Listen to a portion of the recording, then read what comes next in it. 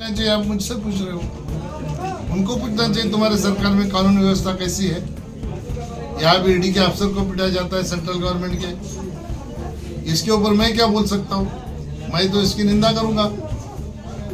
करना तो उनको है, जिन्होंने भी पिटा है उनके ऊपर सरकार कार्रवाई करे। अब स्थिति कैसा है, क्या पश्चिम बंगाल का? नहीं, मैंने उसकी जानकारी नहीं ली, सुबह से मैं प्रोग्राम में हूँ, मैंने इसका जानकारी नहीं ली। जानकारी लेके आपको बताऊंगा। ईडी का ऊपर हमला किया गया, आज देख रहे हैं ईडी का ऊपर ही अभियोग दायर किया जा रहा है, क्या बोलिएगा इसके बारे में? ऐसा है, आप देख रहे हो ये सारी पार्टियां जो मोदी जी के खिलाफ इकट्ठा हुई, इनका एक ही नारा है, संविधान खतरे में, संविधान खतरे में। आप मुझे बताइए यहाँ क्या हो रहा है? ये संविधान के तहत काम हो रहा है? कोई सरकारी एजेंसी अगर किसी के ऊपर कानूनी कार्रवाई करने गई है तो उसमें कुछ तो चोरी किया होगा, कुछ तो धांधली की होगी, कुछ तो गड़बड़ किया होगा, उसकी इंक्वायरी होगी तो पता चलेगा। इनका कहना इंक्वायरी भी नहीं होनी चाहिए, हम कुछ भी करेंगे, कि ये तो हुकुमशाही हो गई।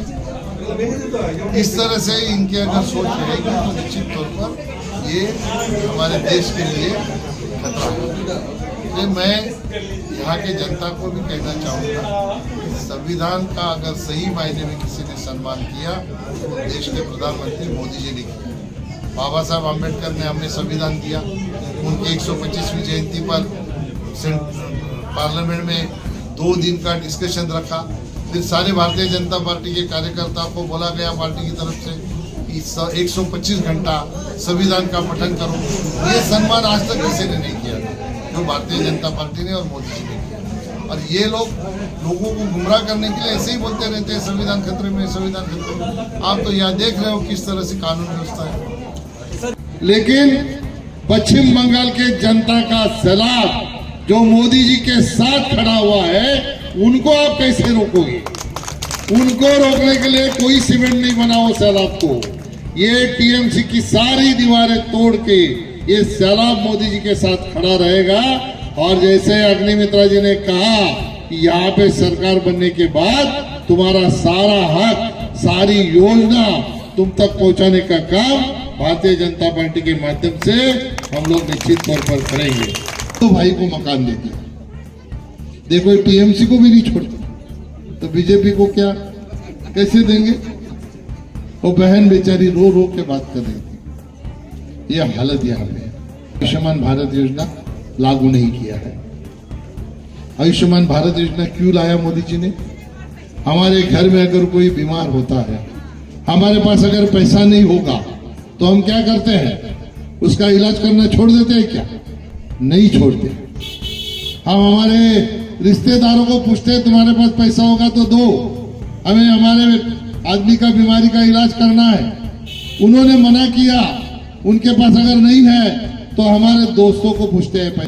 हमारे घर में हमारी माँ बहन है, उनके जेवर हम लोग गिरवी रखते हैं, पैसा लाते हैं, लेकिन घर में कोई बीमार है तो उसका इलाज करते हैं क्या नहीं करते हैं?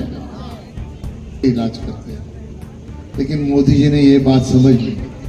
उन्होंने कहा, उन्होंने सोचा कि मेरे परिवार के लोग, वो देश के सभी लोगों को अपने परिवार का समझते हैं, मेरे परिवार में कोई बीमारी की वजह से मर ना जाए, इसलिए 5 लाख रुपए तक का कवर देके उन्होंने आयुष्मान भारत योजना बनाई। लेकिन यहाँ ये लागू ही नहीं है। अगर कोई बीमार होगा तो उसका इलाज कैसे होगा? 1300 बीमारियों का इलाज फ्री में हो रहा है। जैसे दिल्ली में ये लागू नहीं है, यहाँ पे लागू नहीं है। ये सारे ऐसे भारतीय जनता पार्टी के खिलाफ जहां जहां पे भी सरकार आई है, सारे मुख्यमंत्री डरते हैं। अगर किसान सम्मान योजना लागू किया तो सारे मोदी जी के साथ जाएंगे, आयुष्मान भारत योजना लागू किया तो सारे भारतीय जनता पार्टी के साथ जाएंगे। ये ऐसी सोच रखने वाले लोग हैं, इनको इनकी जगह दिखाने का टाइम आ गया है।